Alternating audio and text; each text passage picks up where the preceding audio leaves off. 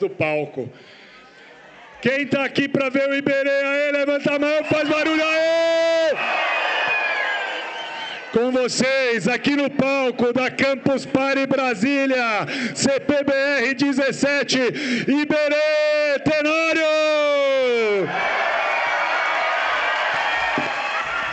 Uau! Boa noite, pessoal! Caramba, olha, mas nem se eu sonhasse que ia estar uma noite tão legal assim, não ia ser tão bom, viu? Que delícia estar aqui com vocês. É muito bacana poder abrir a Campus aqui em Brasília. Já é a segunda vez que eu estou aqui. E hoje, acho que dá para a gente ter uma conversa muito legal sobre todas essas mudanças que estão dando um friozinho na barriga na gente, né? O que está acontecendo com inteligência artificial e como a gente está lidando com isso no Manual do Mundo. Para começar, eu queria voltar um pouquinho na história e fazer uma pergunta. Eu vou perguntar várias coisas, vocês podem levantar a mão e falar, não precisa esperar eu apontar, não. Mas, se eu perguntar bem rápido, para que serve energia elétrica? Para que serve energia elétrica? Para acender lâmpada.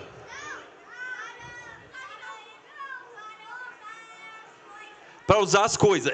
Essa resposta não vai ter nenhuma melhor. Enfim, para usar as coisas. Muito bom. Não preciso mais de respostas. Acho que essa é uma definição muito boa. Para usar as coisas. Porque é uma coisa que a gente não consegue responder assim de primeira, né? A gente usa hoje até para colocar o combustível no carro, a gente vai usar usa energia elétrica. Para acender a lâmpada usa energia elétrica. Para o computador usa energia elétrica. Teve um momento na história em que a energia elétrica foi inventada. E nesse momento aconteceu uma reviravolta em tudo que a gente conhece. Então eu fiz uma linha do tempo aqui, só para lembrar algumas coisinhas que foram inventadas bem na hora em que a energia elétrica apareceu.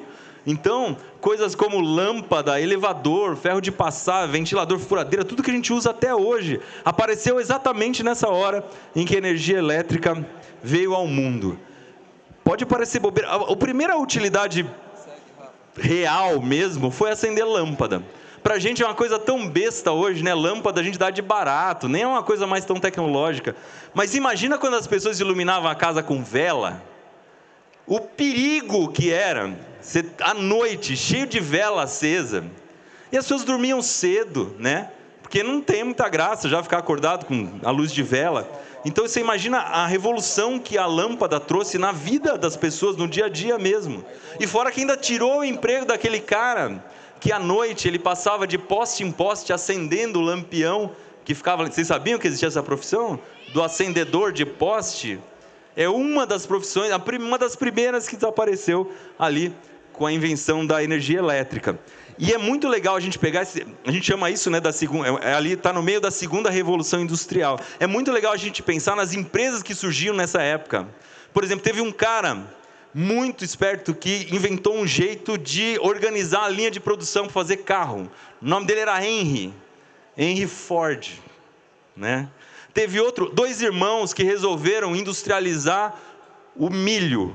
Eles inventaram um jeito de amassar o milho, fazer uma espécie de um mingau, amassar e depois secar, para que ficasse mais fácil você comer aquilo no café da manhã. Eram os irmãos Kellogg. Também teve um outro que inventou um jeito de endurecer a borracha. A borracha era muito quebradiça, não era legal para usar. Ele inventou a vulcanização da borracha. O nome dele era Charles Goodyear. Então, quer dizer, esses nomes eles estão na nossa cabeça até hoje, tipo 130 anos depois, ou talvez um pouco menos, dependendo do cara, mas...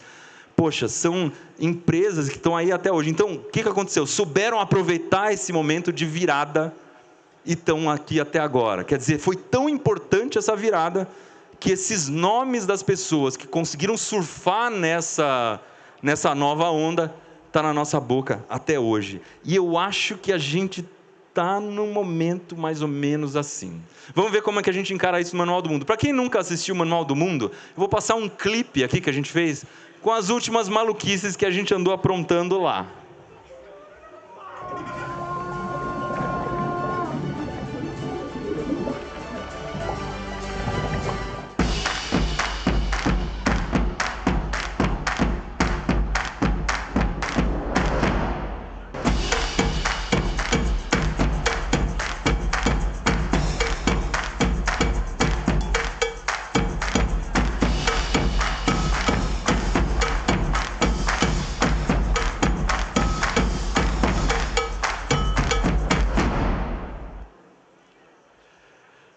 Sabe quantos anos a gente fez agora? 17 anos de Manual do Mundo. Tem muita gente que está aqui na plateia que nasceu e o Manual do Mundo já existia, né? Ou que nem se lembra, já nasceu assistindo o Manual do Mundo. Você sim, né?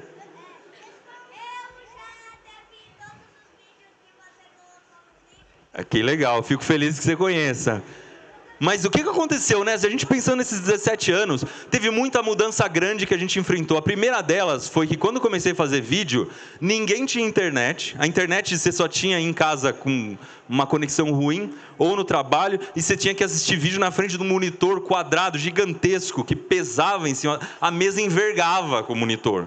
E aí a gente tinha que fazer o vídeo bem curto, porque a pessoa não tinha conexão para assistir a internet, assistir o vídeo. Aí você dava um play, ficava esperando carregar a barra. Aí quando estava no fim lá, você dava play para conseguir assistir o vídeo sem parar no meio. Você, olha só, entregou a idade aí, hein? E aí as coisas começaram a mudar ao longo do tempo, conforme a internet chegou, e a gente começou a assistir o vídeo numa conexão melhor, os vídeos ficaram mais longos. Quando chegou o celular, o Manual do Mundo é anterior ao smartphone popularizar. Quando chegou o celular, as pessoas começaram a assistir vídeo no banheiro, também aumentou bastante, né, o tempo de tela das pessoas. Então essa foi uma das revoluções que a gente passou. A última delas foi o vídeo curto, né? O vídeo na vertical, o arrasta para cima, que chegou com tudo e agora está mudando o jeito que a gente produz vídeo. Mas ainda acho que a inteligência artificial vai ser uma coisa muito, muito diferente de tudo isso. Vai ser muito mais revolucionária de tudo isso que a gente viu. Tem uma história que acontece sempre no Manual do Mundo, que é isso aqui. Vocês já viram isso? Tem vários nomes, tem Manual do Imundo, Manual do Submundo, Manual de la Mundo, essa de 2015, o negócio tem 10 anos. O que era isso aqui? Isso aqui era muito fácil de fazer, né? Você entra no Chrome, aperta F12, edita o título, dá um print e coloca lá. As pessoas acreditavam nesse negócio. Me arrumou uma encrenca uma vez no Facebook que eles colocaram lá como cortar o pescoço de motoboy, não sei. E era eu na frente. Aí comecei a receber DM da galera. Gente, o que você está fazendo? Não sei o quê. Eu falei, não sou eu. É o cara que mudou o título. E até aí a brincadeira estava tranquila enquanto era print. Porque depois, e aí que eu comecei a ficar com medo da coisa, apareceu isso aqui. Opa, peraí que eu passei, voltei um... Não, pulou. Isso aqui, ó. Era um site chamado Falatron. E aí você consegue entrar nesse site, você digita um texto e consegue escolher quem que vai falar aquele texto. E aí eu vou pedir para o nosso comandante de PowerPoint para dar um play aqui, porque se eu der um play eu vou dar um no vídeo. Você pode colocar o áudio, por favor? Eu mesmo fiz isso aqui, tá? Eu escrevi lá e aí a gente consegue dar um play aqui. Pra vocês verem como é que... Qual é que é a voz que ele gera? A gente vai criar gases suficiente para destruir uma parte da camada de ozônio. Já fizemos vários testes e descobrimos a fórmula perfeita para gerar esses gases. Para isso, eu invadi um estádio com a ajuda de várias pessoas para realizar o experimento. Chegou a hora do agora ou nunca! 1, 2, 3, já!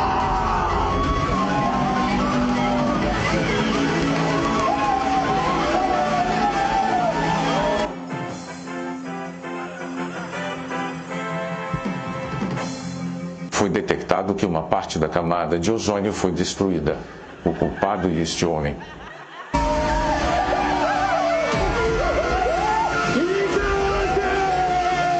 Agora vamos fugir, que a polícia vem aí. Eu sempre achei muito engraçado isso. Tem gente que acha que eu odeio essas brincadeiras, eu não ia trazer para vocês se eu achasse ruim, né? Eu acho muito bom. A minha sorte é que tem a voz do William Bonner também, tem a do Seu Madruga, dá para fazer em várias versões diferentes, enfim. Mas eu trouxe isso para vocês porque, ao mesmo tempo que eu achava muito legal, começou a me dar um frio na barriga. Porque isso aqui era coisa de 2019, 2020. E tá muito engraçado e é muito fácil de perceber que não sou eu, mas já tinha gente acreditando. E aí eu comecei a falar, peraí, daqui 10 anos vai ser um pouco diferente essa brincadeira. Não vai mais dar para saber quem é quem nessa história, né? Como é que a gente vai lidar com isso? Como é que a gente vai lidar quando não der para saber quem é quem mais? E aí começaram a surgir as primeiras ferramentas de inteligência artificial. A primeira que a gente teve contato foi o DALL-E, quando o Dolly 2, que já começou a gerar umas imagens muito legais. Eu lembro que quando apareceu eu fiquei doido. Cadê o Dolly aqui? Ih, meu Dolly não tá... Ah, tá aqui. Essas foram eu guardei de recordação as primeiras imagens que eu gerei no Dolly, porque eu achei tão legal o negócio. Então eu pedi para fazer uma arte rupestre de unicórnio, num muro descascado.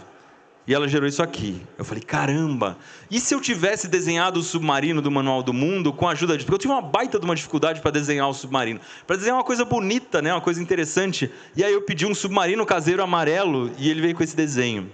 Aí minha filha Helena, na época, tinha uns 8 anos. Eu falei, Helena, o que você quer ver? Ela estava estudando Tarsila do Amaral na escola. Ela falou, eu quero um sapo desenhado pela Tarsila do Amaral em Paris. Tá aqui, ó. O sapo desenhado pela Tarsila do Amaral em Paris. E eu fiquei assim, dias e dias, gerando imagem loucamente, porque eu achei aquilo muito legal. Era um encantamento de uma coisa que eu sempre quis desenhar bem, ser um bom designer, nunca consegui. Sempre foi uma desgraça. E aí, de repente, estava a chance de eu me tornar um bom designer, mas ao mesmo tempo me dava um frio na barriga pelos designers, né? Porque como que ia ser dali para frente? Se a gente consegue gerar coisas com essa facilidade assim, o que ia ser das pessoas que fazem isso profissionalmente? Como que a gente ia lidar com isso? Então eu sempre tive um sentimento meio dividido dentro de mim, que ao mesmo tempo que facilita a nossa vida, ele facilita demais, talvez, né? Facilita num ponto em que a gente não vai depender mais do que algumas pessoas fazem hoje, e talvez chegue um momento em que o que eu faça, talvez também não seja tão relevante mais dentro do que a gente tem. Mas então vamos tentar usar o máximo possível. O que eu pensei? A partir de agora eu quero aprender a usar esse negócio até o talo. Vamos tentar, todo mundo no Manual do Mundo, vamos pagar essas ferramentas para começar a usar. Porque se a gente não usar, a gente não vai entender para que ela serve. E aí, a gente ficou gerando um monte de imagem boba que não servia para nada, até que chega uma hora que a gente precisou de verdade. A gente descobriu uma coisa, no Manual do Mundo a gente ensina a fazer muitas coisas, ainda mão na massa e tal. Descobri uma coisa muito legal, que era uma caneta que escrevia com lã. Uma coisa legal fazer em casa, hein? Vocês aí que precisam de coisa para inventar no final de semana para fazer, você tira a carga da caneta e no lugar você passa um fio de lã. Então fica uma capa de caneta com um fio de lã passando no meio. E aí você coloca a fita dupla face em cima de um papel, e conforme você vai passando a caneta, a lã vai ficando na fita. Então você consegue desenhar com lã. É muito legal, uma caneta que escreve com lã. A gente achou isso sensacional, só que não sabia o que desenhar. Porque o que ia ficar legal no vídeo para a gente mostrar, né? Que ideia, precisamos de uma ideia. E aí eu fui lá no Dolly, falei, Dolly, eu preciso de uma ideia. E eu escrevi isso aqui, ó. Um desenho criativo feito com lã no papel. E, que coisa mais genial do que desenhar uma ovelha. Porque a ovelha é lã. Então a gente vai desenhar a própria matéria-prima que a gente está usando ali para fazer no vídeo. E o resultado foi esse aqui, ó. Esse é o vídeo que a gente fez. Eu peguei essa imagem de ovelha, eu tentei reproduzir, e olha o videozinho curto que a gente fez. Deixa eu ver se eu consigo dar o play nele. Toca para mim o videozinho, por favor.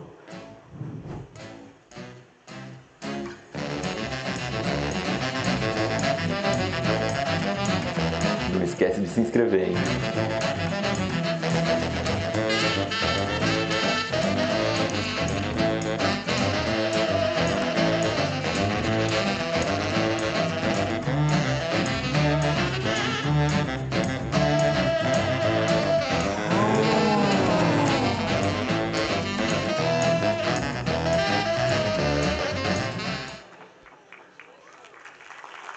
O que eu acho legal desse exemplo é que não necessariamente a gente está usando a imagem da inteligência artificial diretamente no vídeo, né? Ele está dando uma ideia do que a gente pode fazer, mas é lógico que a gente começou a pensar se não dava mesmo para usar a imagem no vídeo. No manual a gente é bem chato com direitos autorais, a gente tenta de jeito nenhum, só pega a imagem que está em Creative Commons, se tiver share alike a gente não usa, porque a gente não está dividindo do mesmo jeito que, né, com a mesma licença, então a gente segue muito... passo a passo, muito seriamente essas questões de direitos autorais. E a inteligência artificial era uma brecha, né? Era um jeito de poder usar imagens que a gente não conseguia criar, que a gente não tinha acesso, ou que de fato não existiam. Então a gente estava fazendo um vídeo sobre wearables, né? Que são essas coisas que a gente usa, coisas tipo o smartwatch, tipo o óculos de realidade virtual. E estudando um pouco sobre os wearables, é legal de falar isso, né? Wearables. Os wearables, a gente percebeu que era uma coisa muito mais antiga do que a gente imaginava. Primeiro que existia anel de ábaco. Sabe aquele ábaco, aquele instrumento de fazer conta, de matemática, que são várias continhas que você desliza por um arame ou por um fio? Existia anel que tinha aquilo. É claro, a gente não achou foto nenhuma do anel de ábaco. Outra coisa também era o relógio de pulso, né, que a gente tem na imaginação que foi o Santos Dumont que inventou. Não foi bem assim, já existia antes. A rainha da Inglaterra já tinha encomendado um relógio. E também não tinha foto, mesmo porque não existia foto na época, mas enfim. Não tinha uma ilustração da rainha usando esse tipo de coisa. E aí a gente gerou essas imagens aqui, né? Um óculos de realidade virtual, o ábaco no anel e uma rainha da Inglaterra meio estilosa, assim, usando um relógio de pulso. Está nesse vídeo aqui da camiseta inteligente que dá seta. É uma camiseta que a gente fez com Arduino e tal, e já programou o Arduino usando o nosso querido ChatGPT. Em seguida, aconteceu uma coisa interessante que foi, a gente precisava reformar o cenário do Manual do Mundo. E aí, esse aqui não é o cenário do Manual do Mundo, tá? A gente não chegou nesse nível ainda. Mas estava muito bagunça. Tá? O cenário, o que acontece? É uma marca registrada do manual, né? Uma coisa que você bate o olho, meio que você já sabe, que aquela oficina tal é do Manual do Mundo. A gente começou a ter ferramenta que a gente usou demais e quebrou, tem ferramenta que a gente não usava mais, outra que a gente precisou colocar lá e ela não estava pensada antes, virou uma bagunça. Não dava mais, precisava reformar. E a gente não tem capacidade, como eu disse, eu já tentei, né? Muita coisa de design e nunca conseguia fazer nada legal. O cenário era sempre aquela montanha de ferramentas. Eu falei, eu quero alguma coisa mais bonita.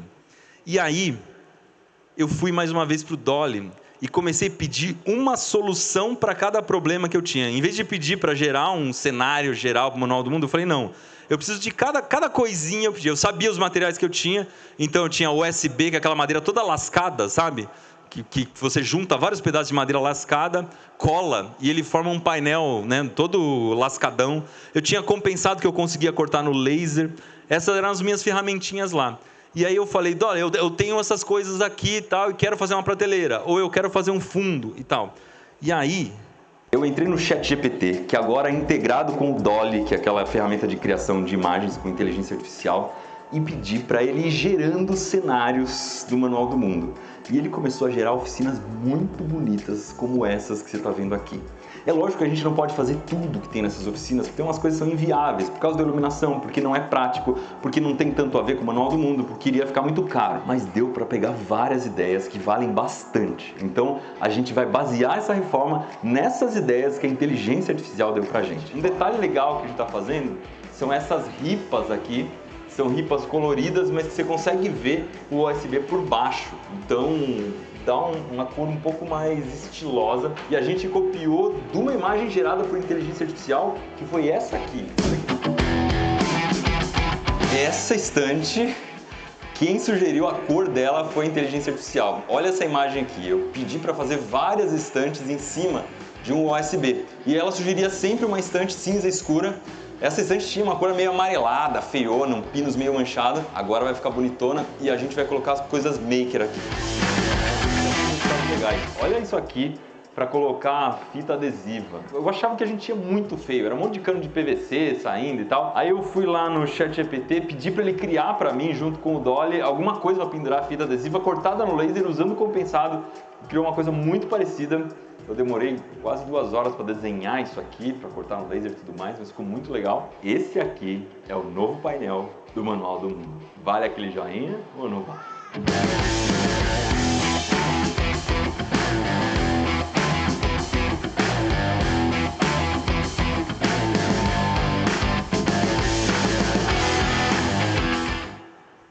Outro nível, né? Vamos combinar que é um cenário chique que a gente tem agora. Tá bem melhor que isso já. A gente foi dando outras soluções ao longo do tempo, de impressão 3D e tal.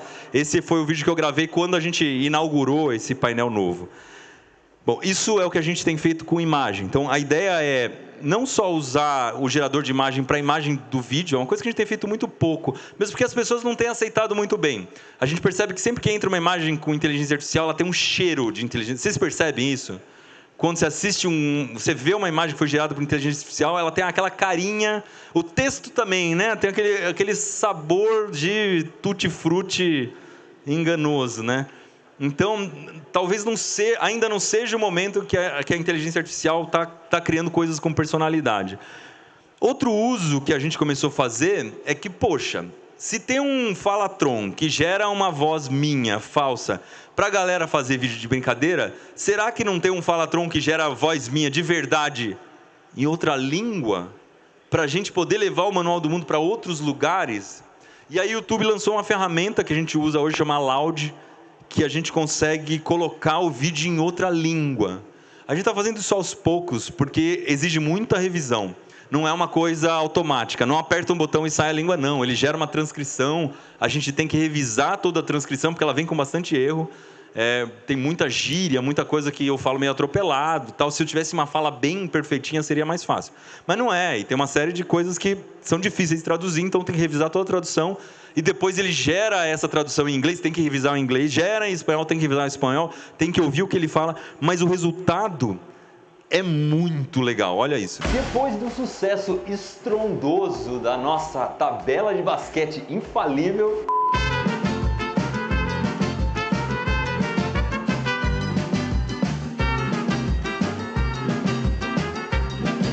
sucesso é uma palavra. Después de que fallamos miserablemente en la tabla infalible, decidimos hacer la mesa de billar infalible.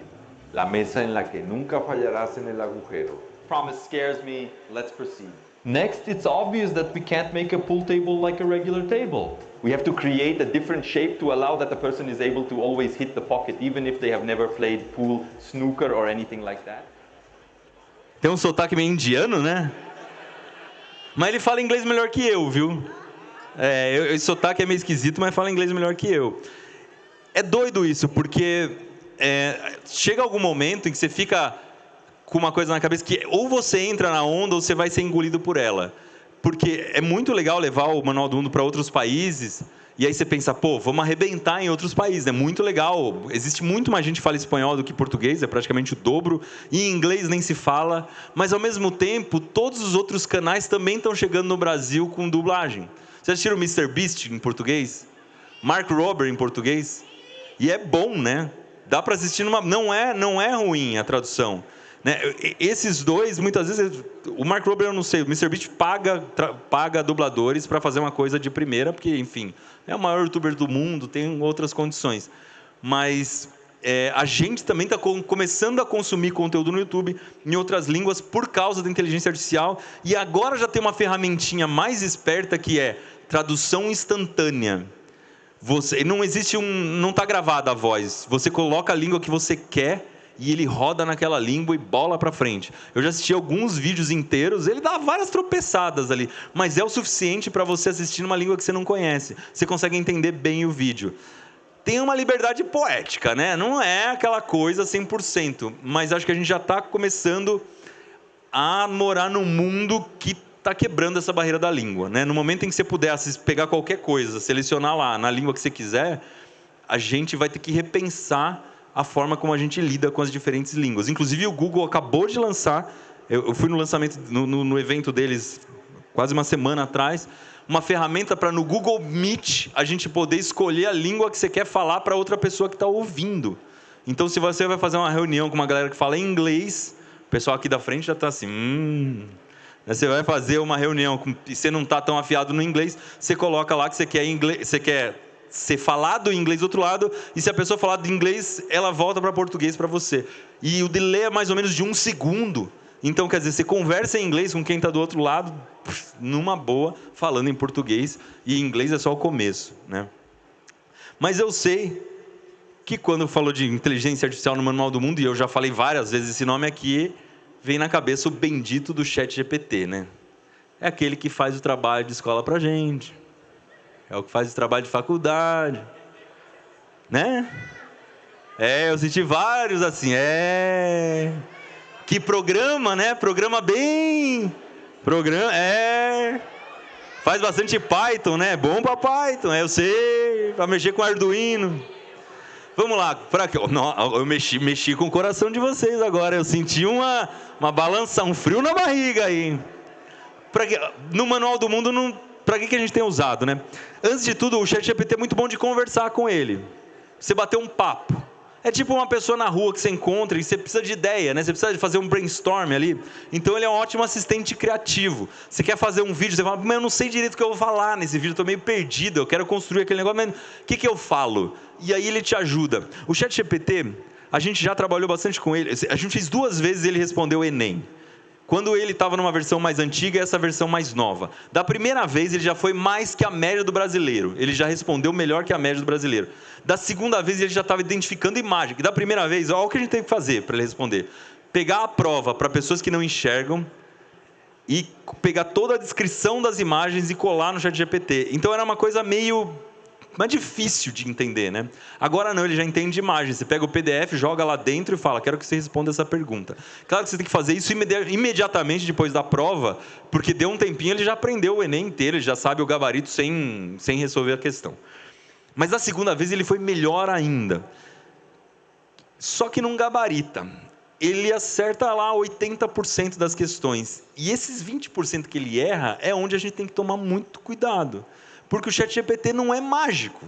Ele erra, ele inventa coisa. Outro dia falou que eu nasci em Campinas, eu nasci em Sorocaba. Aí eu fiquei revoltado, porque Campinas também é uma cidade que concorre com Sorocaba, né? Eu não sei aqui em Brasília qual é a relação, sei lá, se é com Goiânia, que é a treta, mas lá no interior, Campinas e Sorocaba dá uma triscada ali. Eu falei, epa, tá me estranhando esse negócio. E aí, então quer dizer, ele alucina, ele fala coisas que não tem nada a ver. E aí a gente tem que tomar muito cuidado com ele na hora de fazer pesquisa e acreditar no que ele está falando. Porque, no fim das contas, é só uma ferramenta de texto. Ele vai pela estatística, ele gera o que ele acha que é a próxima palavra, qual é a maior probabilidade. Não é uma ferramenta de pesquisa. E essa é o perigo por usar no trabalho de escola, porque vai dar ruim alguma hora. Esses 20% vão aparecer, e 20% não é pouco, é muito de erro, né? Para uma ferramenta que você está confiando, ela é uma coisa gigante. Então, mas ao mesmo tempo é uma ferramenta incrível de processamento de texto. O que eu quero dizer com isso? Se você tem um texto, você quer resumir, o ChatGPT faz de um jeito brilhante, porque essa é a função dele, é perfeito. E aí é melhor do que 99,99% das pessoas. Erro de português é muito difícil de achar. É extremamente difícil. Então, como corretor de português, ou para melhorar estilo, você fala, escrevi esse texto, ele está meio de pé quebrado. Vamos dar uma melhorada? Ele melhora.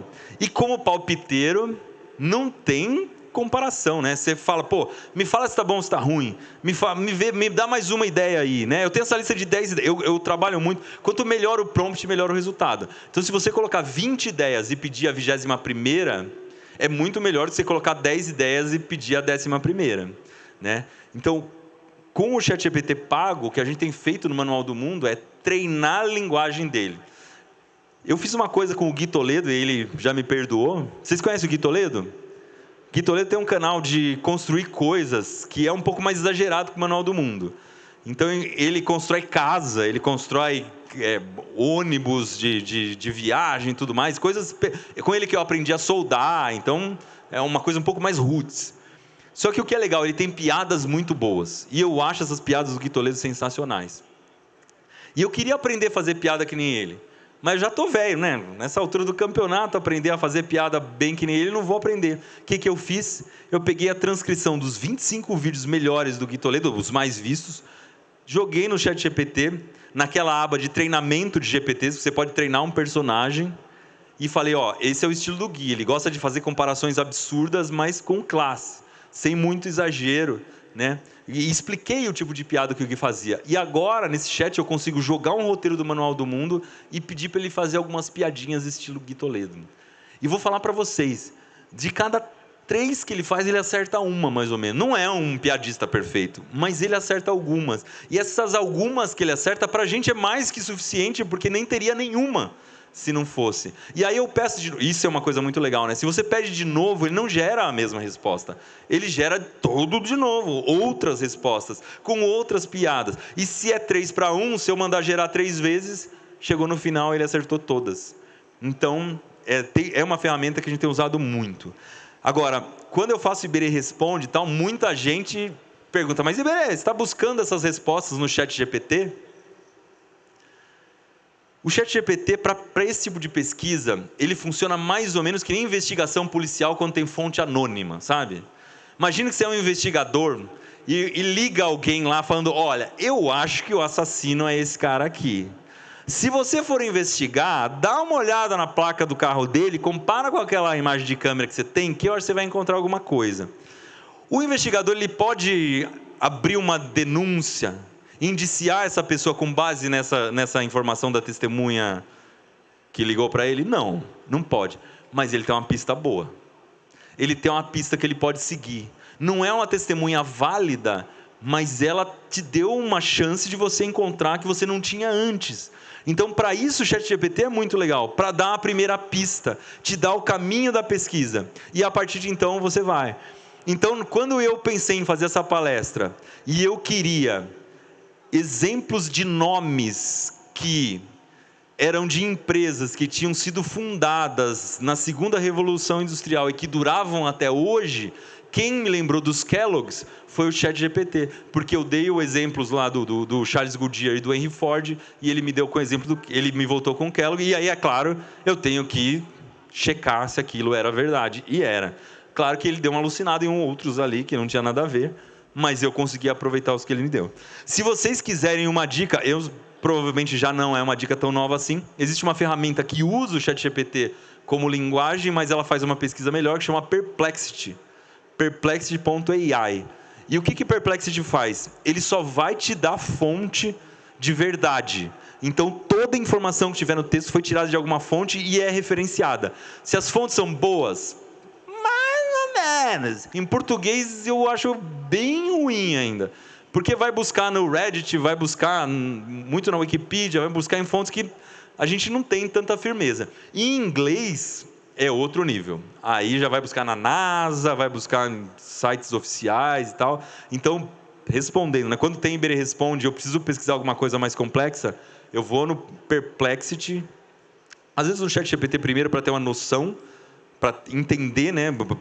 Começar a puxar o rabo da capivara, e aí eu vou no Perplexity, faço a pesquisa de novo e checo fonte por fonte que ele me indicou e leio o texto completo da fonte. E aí, se o texto completo da fonte está muito complicado, aí sim, joga o texto do ChatGPT, pede para traduzir para português, às vezes resumir, eu consigo extrair aquilo com muito mais rapidez. Quer dizer, dá para produzir sim conteúdo confiável, de qualidade, com a ajuda da inteligência artificial, e não com 100% da inteligência artificial. Jamais daria para confiar numa resposta 100% ChatGPT. Onde que eu miro? Aí foi. Opa, peraí. Ih, rapaz do céu. Que perigo isso aí, hein? Aqui eu fiz para vocês um fluxo mais ou menos de como funciona, né? Isso aqui é um processo de produção do vídeo. É nessa hora que a turma tira o celular para tirar foto. Pode tirar foto sim, eu fiz para tirar foto mesmo. E aí qual que é a ideia, né? Na pauta é a ideia do vídeo. Na pauta a gente já consegue pegar algumas ideias com inteligência artificial. Na pesquisa, uma parte do conteúdo já vem também da inteligência artificial, principalmente do Perplexity, mas tem que checar todas as fontes. No roteiro é sensacional, ele te ajuda nos tópicos, te ajuda a corrigir o texto, te ajuda a escrever o texto. Na pré-produção, que é aquilo que a gente prepara para o vídeo, ajuda a ter ideia de imagem. Aqui na pós-produção, depois que o vídeo está pronto, a gente consegue colocar imagem de cobertura, dublar com vozes diferentes, fazer descrição e tradução do vídeo, isso é super importante. E na hora de publicar nem se fala, tem uma série... isso é chato. A gente faz o vídeo, edita, tudo, ele está prontinho. Aí tem que colocar título, tem que colocar descrição, tem que colocar hashtag, tem que colocar... É uma para o Facebook, é uma para o Instagram, é uma para o TikTok, é uma para o Kawaii. É muito chato fazer tudo isso. E uma parte desse texto, ele é só lido por máquina. Quem que fica lendo descrição de vídeo do YouTube quando não é indicado no vídeo? Tipo, se ninguém pediu para dar uma olhada na descrição. É muito... Não tem por que ler o que está ali embaixo se eu não falei, dá uma olhada na descrição que tem um link interessante para vocês verem e tal. Então é muito mais para o computador esse tipo de texto do que para as pessoas. E aí é muito mais fácil pedir para o ChatGPT fazer. Mas aí, isso aqui é hoje, é o que a gente já faz. O que a gente acha que vai acontecer no futuro, né? A gente, primeiro, vai ter conteúdo confiável, né? A gente vai ter poder fazer uma pesquisa e confiar no que está sendo informado, que cada vez mais essas ferramentas estão ficando confiáveis. Eu acho que, dentro de uns 3 anos, o ChatGPT gabarita o Enem assim, com o pé nas costas. Depois, a gente tem, né, uma edição muito mais automática, que pode ser feita com inteligência artificial. Se vocês usam CapCut, vocês usam CapCut? Não é bacana quando a gente aperta um botão, coloca todas as fotos lá de qualquer jeito, aperta um botão, escolhe um estilo, ele cospe a edição pronta para você. Poxa, me salva a vida quando eu faço lançamento de livro, essas coisas, eu quero fazer um videozinho no final. Poxa, é muito fácil de editar. E já é no ritmo da música, ele já escolhe a música e tal, é muito bacana de usar, né? Na pós-produção, talvez a gente consiga já gerar vídeos para cobrir, não só imagens. A gente já fez alguns testes. A galera não é muito fã, não, de vídeo, quando a gente no Manual do Mundo coloca vídeo de inteligência artificial no meio. Gera uma rejeição. Outro dia gerou um tópico no Reddit só sobre isso.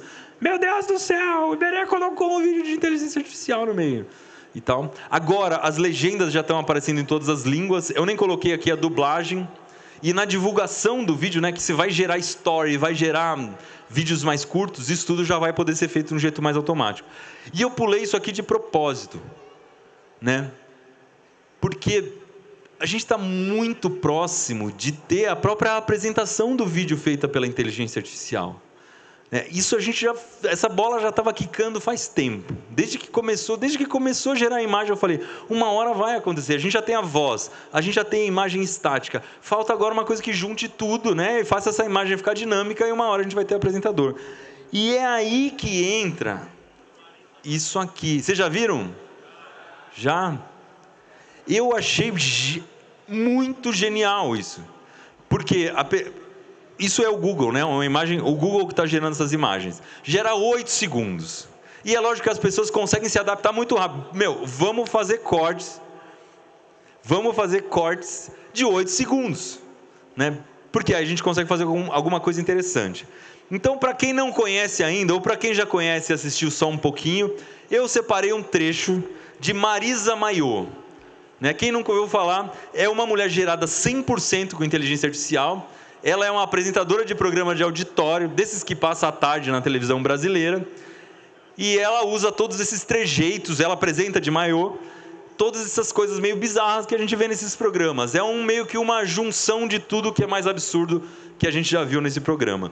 Como que isso é feito? A pessoa faz um prompt, ela faz um texto, dizendo, eu quero uma mulher de tal idade, com cabelo de tal jeito, vestida de tal jeito, apresentando um programa popular brasileiro à tarde, e eu quero que ela fale isso. E o resultado... Vou ensinar como saber se o óleo está quente. Brincadeirinha! E eu amo minha melhor amiga. É mesmo. Nós te trouxemos aqui para mostrar as mensagens que você tem mandado pro marido dela. Gente, e essa diva inteligente que trancou a funcionária na loja para ela chegar mais cedo no dia seguinte. Bom dia! Manhã de muita movimentação para quem está indo trabalhar e a Juliana já está nas ruas de olho no trânsito. Vamos lá!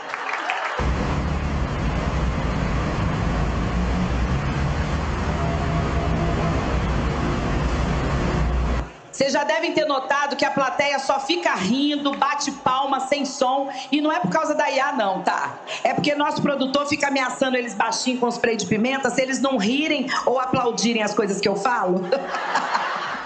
Nossa produção trocou o bebê dessas duas mães na maternidade só pra brincar. Vamos ver a reação delas. A inútil da médica veio aqui para alertar todo mundo sobre a gripe. A gripe, gente, pelo amor de Deus. A gripe! Este é um dos animais mais perigosos que existem. Solta ele na plateia.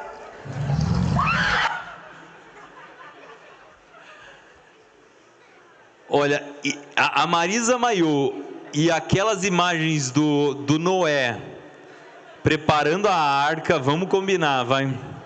Eu não conseguia mais sair da história do Noé preparando a arca, do cheiro de cocô de vaca que estava dentro da arca. Enfim, é muito, muito bem feito. Mas aí, 3 coisas, né, 3 luzinhas que acenderam na minha cabeça, que a gente tem que começar a pensar. Primeiro, de quem que é a Marisa Mayô? Hoje, pela regra ali da inteligência artificial, ela é de quem fez o prompt. As empresas que estão gerindo ali, que são donas da inteligência artificial, elas não querem ficar donas do conteúdo que é gerado, mesmo porque ele é gerado em cima de coisas que não são exatamente delas, né? Então não faz muito sentido elas reivindicarem o direito autoral daquilo que está sendo gerado, porque já geraria um problema para elas mesmas.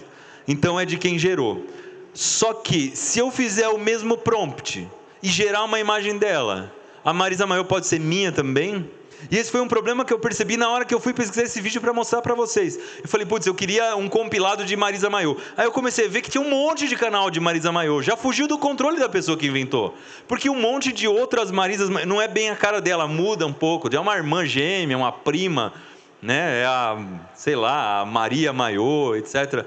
Mas é muito parecido. Então, quer dizer, o cara que inventou a Marisa Mayô é dono dela ou não é? Se alguém inventar uma quase Marisa Mayô, ela pode ser processada porque copiou a Marisa Mayô, que na verdade é uma cópia da Ana Maria Braga, Cátia Fonseca e etc. Né? Não sei. Eu não tenho essa resposta. Segunda coisa, a gente está chegando num nível... Vocês viram as pessoas da plateia? Na hora que o cara está com spray, uma dá risada, a outra olha com cara feia, cada uma tem uma reação diferente. Como que esse negócio é capaz de gerar um monte de rosto respondendo a uma piada, cada um tendo uma reação diferente? É muito complexo o que está sendo gerado aqui. E para me gerar lá, explodindo bomba na camada de ozônio, agora é um passo, é muito fácil e cada vez com uma qualidade maior. E aí a gente vai começar a ter problemas de uma ordem que nem sei mais se a gente vai conseguir acreditar no que a gente está vendo, porque se me mostrasse isso 3 anos atrás, né, quando eu ainda não tinha essa noção de inteligência artificial, eu ia acreditar que era.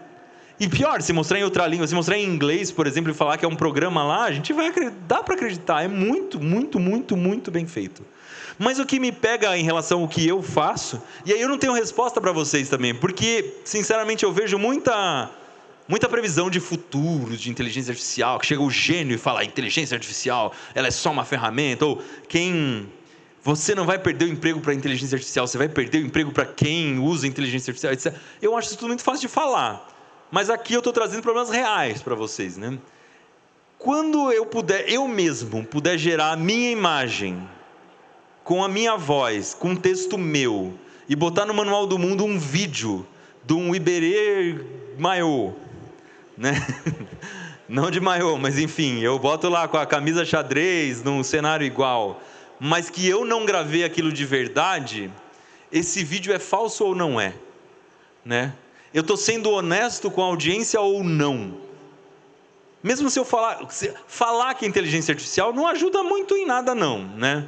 É que nem você falar que é publicidade antes do vídeo e falar um monte de mentira dentro da publicidade, não ajuda muito. Mas Iberê perde a emoção assim. Então, você tem razão. Hoje perde a emoção.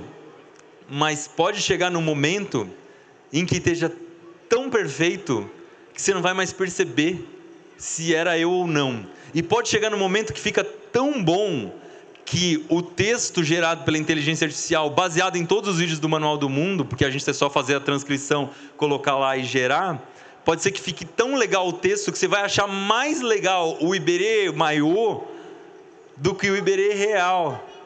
Entendeu? O Iberê capivara do que o Iberê real.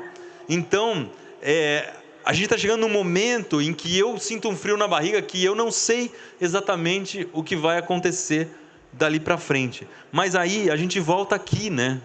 A gente volta que a gente está exatamente no momento de ter essa virada. E quem conseguir fazer a virada de um jeito inteligente é quem vai guardar o nome para sempre. Então, qual é o momento que eu acho que a gente está? A gente está aqui, ó. Em 1882, o Thomas Alva Edison instalou em Nova York o primeiro gerador, a primeira usina elétrica comercial da história.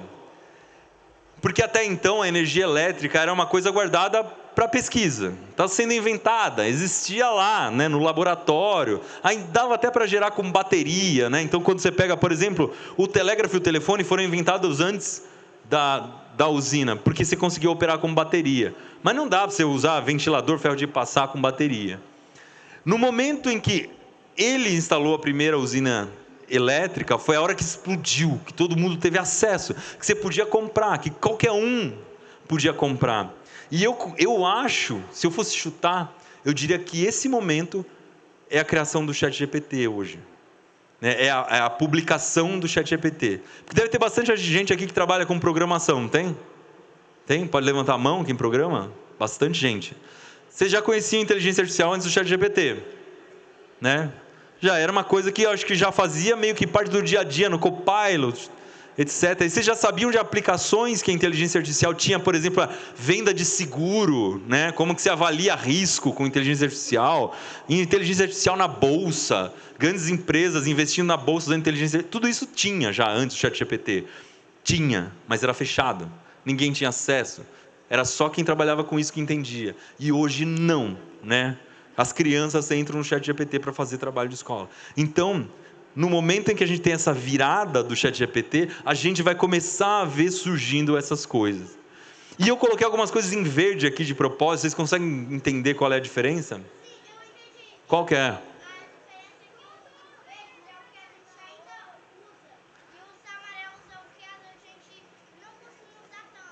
É quase isso. É quase isso. É quase isso, mas quase o contrário. É isso, mas ao contrário.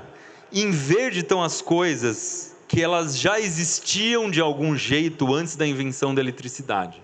São coisas que a gente já tinha. Vocês lembram aqueles... O ferro de passar. Você vai em brechó, tem todo... Minha avó tinha como souvenir aquele ferro de passar que colocava brasa dentro. Quer dizer, minha avó já tinha não, né? Era da minha bisavó, da minha tataravó, esse ferro de passar. Ele já existia sem energia elétrica. Mas o ferro de passar com energia elétrica é completamente diferente. É uma coisa muito mais avançada. Aliás, eu não sei porque existe ainda, né? Estava na hora já de a gente não passar roupa mais, pelo amor de Deus, coisa antiga. Mas enfim, furadeira, já existiu arco de pua. A gente tem uma lá no cenário do Manual do Mundo, né? Que gira com a mão ali. Mas o que é uma furadeira elétrica? Não tem nada a ver. Você imagina o quanto isso não revolucionou a construção civil. Ou então a máquina de costura, a pedal, o quanto não revolucionou a indústria têxtil quando você inventou uma máquina de costura elétrica. Então, por que eu trouxe isso? Porque a gente está no momento em que muitas das coisas que a gente conhece e que a gente já usa vão mudar completamente. Eu não sei dizer para vocês o que vai mudar, porque se eu soubesse, eu estava fazendo, não estava aqui falando. É lógico, né? Por isso que filme de ficção científica nunca acerta o futuro. Porque se você sabe o que vai acontecer no futuro, você já abre uma empresa daquela coisa que vai ter no futuro, ué. Né? Se você tem tanto conhecimento assim do que vai acontecer no futuro, você vai aproveitar o futuro e não vai ficar falando dele. Então... eu não tenho bola de cristal para dizer o que vai acontecer. O que eu tenho certeza absoluta é que a gente está na virada e que, no Manual do Mundo, a gente tem tentado usar a inteligência artificial dos jeitos mais inusitados o possível. E aí, a gente chega mais ou menos nisso aqui. Você pode dar play para mim? ChatGPT. Como engatar ré no Fusca? Pressione a alavanca para baixo e puxe para a esquerda e para trás. Será?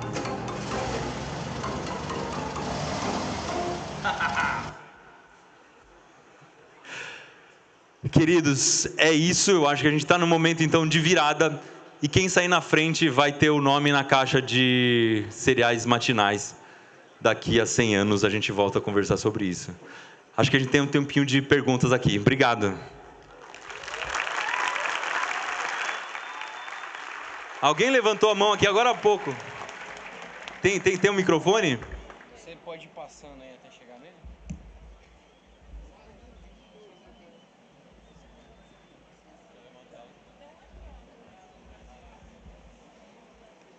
Boa noite, gente.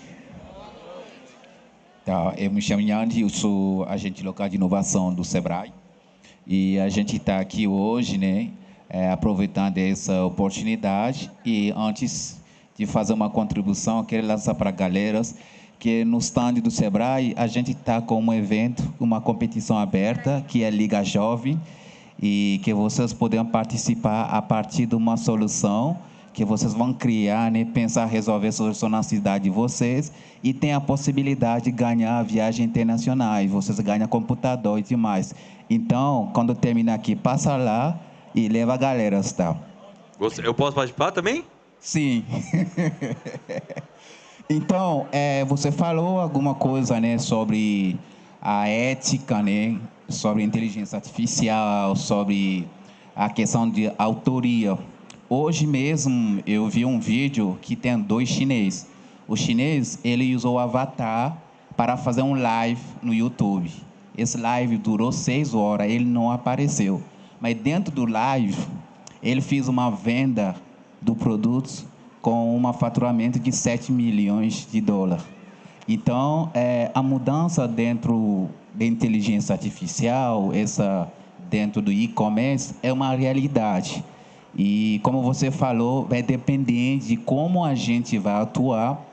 E isso é uma oportunidade e também pode ser uma ameaça, dependente de essa equidade. Então, é só isso que eu estava querendo reforçar. Muito bom, muito bom. Eu acho que você tem toda a razão. Eu trabalho um pouco mais com publicidade, não com venda. Então, no Manual do Mundo, a gente faz muito vídeo patrocinado e tudo mais.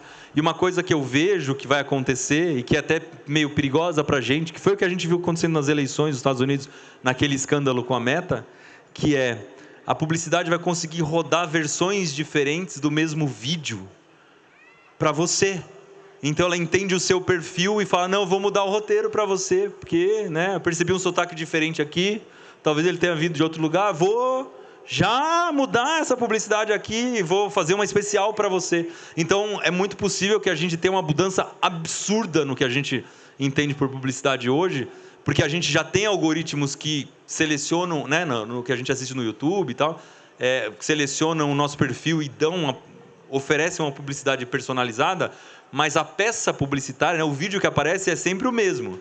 E a partir de agora a gente vai... Com texto isso é muito fácil de fazer, né, já roda há algum tempo, né, vai trocando o texto, vê qual que dá mais certo, mas a gente vai começar a ver isso com vídeo.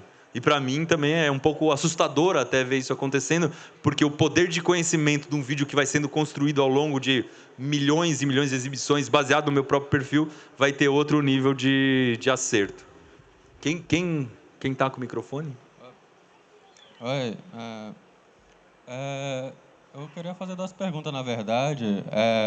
A primeira é que eu queria entender a coisa do elevador. Tipo, o senhor disse que já existia um elevador antes da eletricidade, algo assim. Eu queria saber, uau, que elevador é esse? E outra coisa que eu queria saber é, o senhor acha que sobre nossos trabalhos e tal, que estão sendo substituídos e por aí, o senhor acha que tem algum trabalho que não possa ser substituído pelas inovações e tal? Acha que tem alguma coisa que está muito longe assim? Vamos lá, primeira pergunta. Sobre elevador. O elevador, quando você vai estudar como ele funciona, ele é relativamente simples. A gente acha que é uma coisa do outro mundo, mas ele tem um contrapeso. Né? O segredo do elevador qual que é? Ele tem um contrapeso equivalente ao peso da própria caixa do outro lado. Então, para você levantar um elevador vazio, é quase um esforço zero, porque você simplesmente está mudando a posição de 2 pesos, né? Tem mais o atrito ali. Quando entra alguém, você teria que levantar só o peso da pessoa e não o peso do conjunto todo. Isso facilita muito você pensar que já existiam elevadores que eram manuais, que funcionavam com animais, etc., muito antes da energia elétrica. Não eram elevadores de prédios, etc. Isso que, mais uma vez, o elevador revoluciona a própria construção civil quando você tem um elevador elétrico. Porque até então, você só podia construir prédios de poucos andares, porque as pessoas tinham que subir de escada. Então, se você olhar Paris, por exemplo, uma cidade que grande parte dela no centro foi construída antes, né, dessa mudança, e os prédios têm todos 5, 6 andares por causa disso. Então, os arranha-céus surgiram por causa dessa revolução. Mas você já tinha elevadores de carga, principalmente, para subir coisas com menos risco, que não precisavam de energia elétrica, que eram movidas a roda d'água, a burro e etc., para puxar. E é lógico que isso era... Mais uma vez, era uma coisa rudimentar, né? Porque, por isso que a gente nem ouve falar. Vamos lá, desse lado aqui. Olá, tudo bem? Primeiramente, boa noite. Meu nome é Clara Manuela. Nossa companhia veio de Mato Grosso do Sul. Mais de 26 horas de viagem. É uma honra estar aqui na sua presença. Que legal, que legal. Minha pergunta é um pouco mais abrangente, mas eu queria saber, em uma geração tanto de inovação tecnológica, de como que vocês fazem para prender a atenção, principalmente dos jovens e da comunidade mais... desses jovens, crianças, que precisam de cortes rápidos e prender a atenção. Como que o ChatGPT pode influenciar isso e como que a gente pode usar isso nas nossas campanhas, no nosso IF também?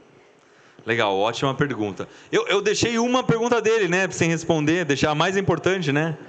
Só vou terminar dessa aqui. Qual é a profissão que não vai desaparecer com inteligência artificial? Hoje, está acontecendo uma coisa muito louca, porque a gente, ao longo do século XX, teve a substituição dos trabalhos manuais por máquinas, né? Então, a costureira ela foi, aos poucos, substituindo por máquinas que costuravam. Né? A industrialização ela foi sempre no sentido de robotizar. Então a gente tinha trabalhos manuais sendo substituídos. Agora a gente tem o contrário. A gente está virando uma chave completamente oposta. Os trabalhos intelectuais é que estão sendo substituídos. Então o ChatGPT ele programa, ele desenha, ele daqui a pouco vai estar fazendo planta de casa, de engenharia, de arquitetura. Então na hora que você tiver agentes, né, que você consiga ensinar ele a mexer num programa que você mexeria, se você pedir para ele fazer alguma coisa no jeito mais complexo ele ia conseguir fazer, talvez as primeiras profissões que caiam sejam aquelas que são feitas no computador com pouco investimento intelectual, né, do iniciante. Então, no escritório de arquitetura, o primeiro que vai perder o emprego é aquele que fica fazendo planta repetitiva, que fica fazendo trabalho chato, que não tem muita criatividade. E, no fim das contas, vai ser feito por uma pessoa só. Que nem a Marisa Mayô, por exemplo. Quem que sobrou? O roteirista. O roteiro do Marisa Mayô é feito por uma pessoa. E a piada é boa, porque foi uma pessoa que sentou lá e escreveu e fez. Né? Então, sumiu tudo. Todo o resto, o câmera, a pessoa que faz o cenário, tudo, até o apresentador. Mas o roteirista ficou. Então, por enquanto, a gente está vendo que as profissões... Um jardineiro, por exemplo, ainda não vai ser substituído por inteligência artificial. E as profissões que exigem mais criatividade e mais pensamento também não, porque precisa de alguém para comandar tudo isso. Agora, a que nível isso vai chegar, eu não faço a menor ideia. Porque pode ser um momento que você troque 100 por 1. E aí a gente tem um problema sério, a gente precisa começar a discutir isso. Sobre como que a gente prende as pessoas nos vídeos. E aí é um assunto para outra... A palestra que eu dei ano passado aqui na Campus Party era sobre como a gente constrói a narrativa do vídeo. E aí é uma coisa legal que muita gente acha que eu sou engenheiro, que eu sou químico. Eu sou jornalista. Então o que eu aprendi é contar histórias. Né, contar histórias do melhor jeito possível. E é isso que a gente tenta fazer no Manual do Mundo. Todo vídeo é meio que uma aventura que se assiste. Então, o último vídeo que a gente publicou agora, a gente estava caçando tardígrados. Tardígrado é aquele bichinho microscópico que ele consegue resistir a alta temperatura, a pressão, a vácuo e tudo mais. E ele consegue viver no espaço. Se você largar ele no espaço, ele não morre. O ET que está no seu quintal, que a gente deu o título do vídeo foi esse. Então, a gente tenta trazer esses elementos, né, um elemento de aventura no vídeo, para que ele fique interessante, e segue uma série de regrinhas, e que o ChatGPT poderia te dizer quais são as regrinhas e perguntar para ele. Que, por exemplo, a gente tem que chamar a atenção nos primeiros 5 segundos de vídeo, se for um vídeo longo, e nos primeiros 2 segundos de vídeo, se for um vídeo curto. E como é que você chama a atenção? Colocando o que tem de melhor no começo. Se assistir esse vídeo do tardígrado, eu estou batendo na mesa no começo do vídeo.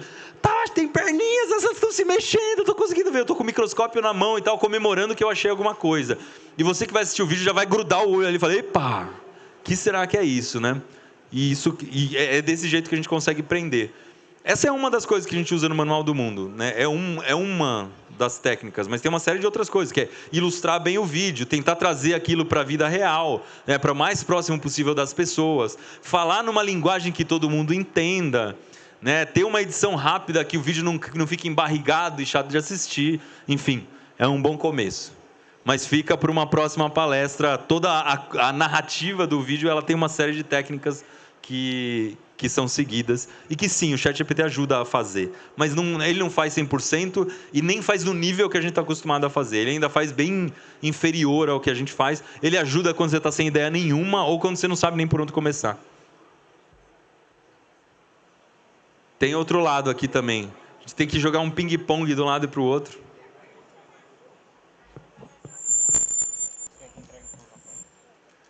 Espera só um pouquinho que o microfone chegou ali. Diga. Beleza. Tá me ouvindo? Tô ouvindo. Beleza. Olá, Iberê, de novo. Eu sou o João Vitor. Eu falei com você no ano passado, mas eu queria mesmo fazer uma pergunta sobre mais a parte de criação de conteúdo com inteligência artificial. Porque a gente sabe que, beleza, ano passado você fez até, que você acabou de falar, uma palestra que foi maravilhosa sobre a criação de conteúdo, mas eu queria te fazer uma pergunta mais pessoal, né? Se você começasse um canal agora, como provavelmente, tipo assim, se o Manual do Mundo começar a assistir só agora, só em 2025, como é que você acha que você iria utilizar a inteligência artificial, talvez de uma forma que você não use tanto hoje? O que você mais usaria assim? Boa pergunta, é uma boa dica, né, para dar. Se eu começasse o canal hoje, eu não ia saber 1% do que eu sei ao longo de 17 anos fazendo vídeo. E eu acho que a inteligência artificial é um bom ponto de começo. E uma coisa que eu não falei, que eu faço, ou falei pouco sobre isso, é análise de Big Data. Então, o que eu fiz um pouco no Manual do Mundo? Eu queria saber o que as pessoas queriam que a gente fizesse nos Bora Vês, que para mim é a série favorita, é o que eu mais gosto de gravar, porque eu viajo, conheço lugares diferentes e tal. Aí eu rodei em Python com a ajuda do ChatGPT, já fui programador e tal, mas na época que Python não existia, programava em PHP. Né? E aí a curva de aprendizado hoje para Python para mim seria grande, eu não tenho tempo de sentar na cadeira e aprender Python. E aí eu fui lá, ChatGPT, me ajuda aqui, eu quero um script em Python que integre com a API do YouTube para eu pegar todos os comentários dessa playlist de Bora Ver, de todos os vídeos, eu quero que você gere um TXT gigante para mim, para eu poder analisar. E aí eu consegui gerar esse TXT. Aí eu joguei no Notebook LM, fica a dica, outra inteligência artificial do Google, que consegue analisar a quantidade de dados muito grande. Joguei no Notebook LM quebrado em vários pedaços, porque ele não conseguia importar. Essa quebra eu também fiz no Python. E aí, a partir disso, eu fazia perguntas para ele. Então, o que o pessoal está mais pedindo? Né? Onde que o pessoal quer que eu vá? Quais são as coisas que eles reclamam, que não está legal no vídeo? Quais são as coisas que as pessoas gostam e que a gente tem que continuar fazendo? E eu vou confessar que eu tive uma crise quando eu fiz isso, porque eu não sabia o que perguntar. Né? A gente tem uma ferramenta tão poderosa na mão que você não faz nem ideia e volta para aquilo que eu falei. Né? A gente ainda não tem noção de como fazer. Mas o que dá para fazer é pegar canais, e eu não tive nem tempo de fazer isso, pegar canais que são bacanas e que eu admiro e fazer o mesmo exercício lá. Né? O que as pessoas estão pedindo lá e aqui não estão sendo atendidas e que eu poderia fazer aqui? Então, com esse exercício, a gente conseguiria ter milhões de ideias novas, baseadas no trabalho de outras pessoas, mas e dar atenção que não está sendo dada lá, procurar quais são as lacunas que estão acontecendo e poder preencher. E acho que fica a dica aí, tem muito caldo para tirar dessa cana.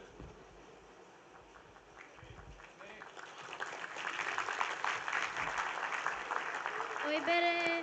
Olá. Meu nome é Gael, eu tenho 9 anos de idade, estudo na Escola Salesiana de Brasília.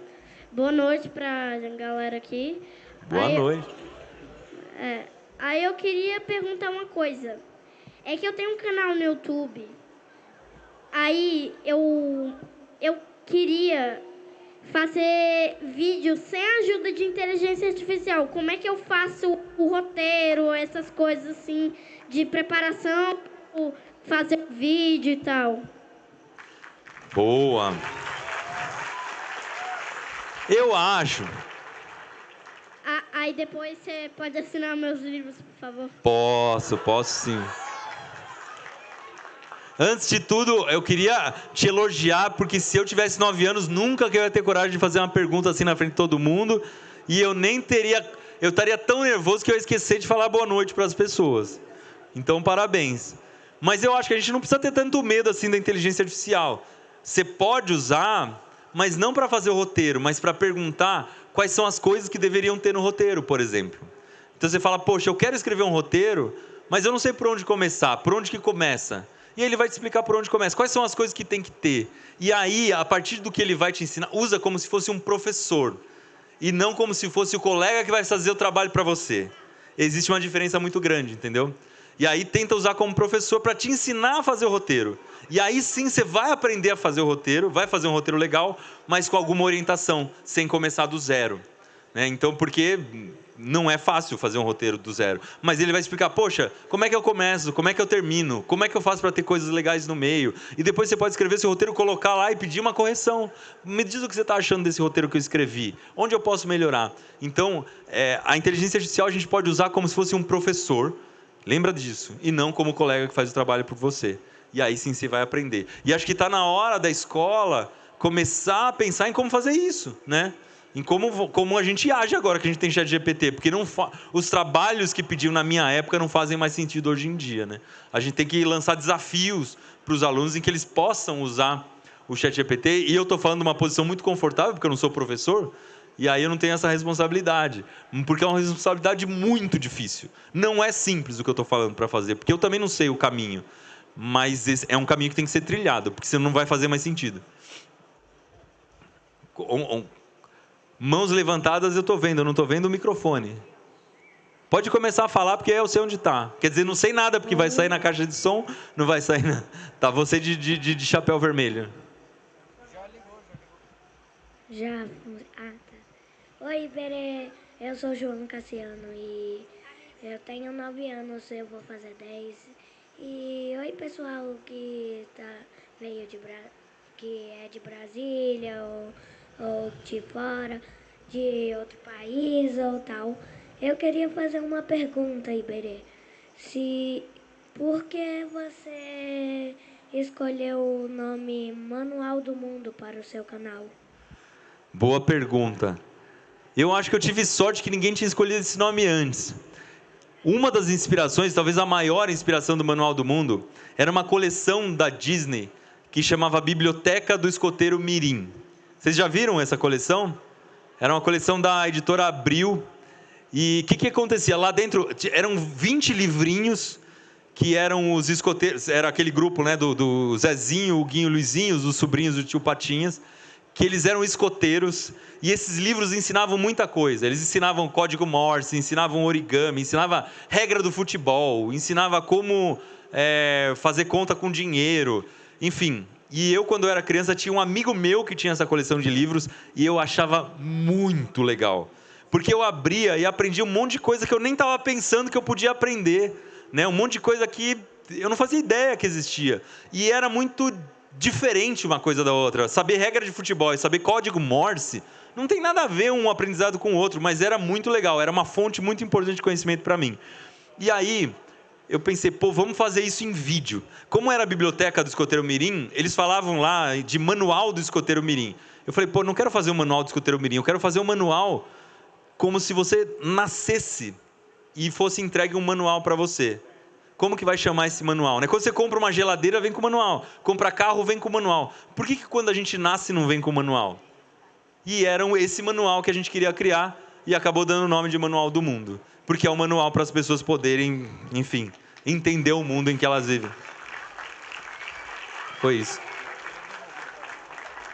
Vamos jogar o microfone para o lado de cá um pouco? Acabou? Já não dá mais? Última? Saideira? Saideira. Vou ter que jogar o microfone para cima, quem pegar é dele, é isso? Hã? Ah, eu não posso ficar com essa responsabilidade não, fica com você. Vai, vamos respeitar os mais novos aqui. Quer fazer? Ela está com vergonha, eu sou a Dani Estevam, mãe da Helena. Helena, esse nome é tão bonito, mas tão bonito, que lá em casa também tem uma. Pois ela está alfabetizando agora, ela fez um bilhetinho e eu esqueci em casa. Que ela fez falando que o nome dela também era Helena, escrevendo o seu nome e fazendo a pergunta que ela quer saber. Pode fazer. Se eu estiver fazendo errado, você me corrige, tá bom? Ela quer saber, ela não gostou muito, ela acha que não foi uma boa ideia fazer a bola de açúcar. Se você concorda com ela nessa opinião dela a respeito das bolas. Olha... Desculpa, gente, a gente fugiu um pouco, mas é dentro do que é Vocês chegaram a ver aquela bola de açúcar? Foi um desastre. Foi um desastre. Exatamente, essa é a resposta certa. Eu vi o vídeo, mas não vi a bola de açúcar. Se eu for contar o que foi aquela bola... Eu vou contar essa história rapidinho, porque agora dá para ser a saideira. Foi na pandemia. A gente precisava fazer... Eu precisava fazer uma bola, estava na hora de fazer uma bola. A gente tinha combinado com a Oral-B que a gente ia fazer uma bola falando de açúcar, porque açúcar é um problema sério para os dentes, né? Se você comer açúcar e escovar os dentes, você tem problemas. Então era um gancho legal para a gente falar da Oral-B, que estava patrocinando a gente na época. E estava eu, a Mari e as minhas duas filhas, que na época tinham 5 e 2 anos, fechados numa casa em Piedade, no interior de São Paulo, sem ajuda de ninguém da equipe, porque estava cada um na sua casa trancado. E aí eu precisava fazer essa bola. Aí eu comprei aquela forma, uma forma de alumínio de fazer sabonete em formato de bola. Para quem nunca viu as esferas do Manual do Mundo, são esferas que a gente sempre tem um desafio tecnológico para fazer, né? Então tem esfera desde moeda de 1 centavo de dólar até esfera de pelo de vaca que aquela come e depois regurgita. Então é muito legal que cada um deles a gente aprende uma coisa diferente e tal. E aí o que aconteceu? Eu derreti o açúcar e coloquei dentro da forma. Até aí estava tudo certo. O problema que eu não levei em consideração é que o açúcar guarda muito calor. Ele tem uma capacidade térmica absurda. Tanto que é muito fácil de você queimar a mão no açúcar. Em brigadeiro, por exemplo, queima a mão muito fácil, porque tem muito açúcar. Porque ele guarda calor que você não está imaginando. Ele é muito pior do que você imagina. É muito parecido com a água, inclusive.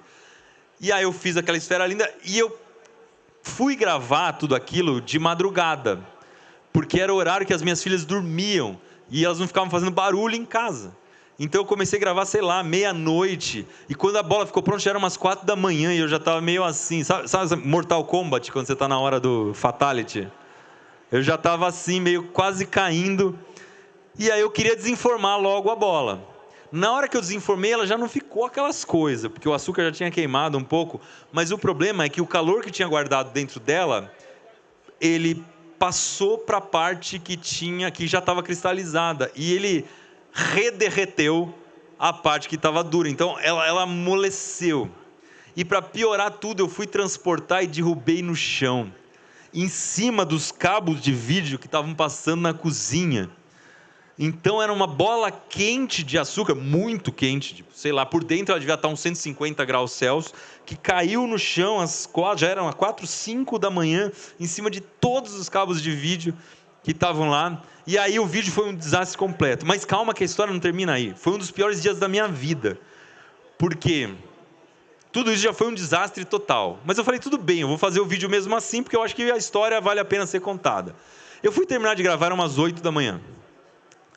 Aí, só que tinha uma coisa que tinha acontecido no dia seguinte. A Melissa, minha filha mais nova, com 2 anos, ela foi tomar um suco dentro de um copo, daqueles que tem um canudinho duro, e ela bateu o canudinho no céu da boca. E machucou, saiu sangue do céu da boca. E tinha acontecido isso no dia anterior. Aí no dia seguinte eu fui dormir umas 8 da manhã, já capengando. Às 9 a Mari me acorda e fala, a Melissa está chorando e não para mais, a gente precisa levar ela para o hospital.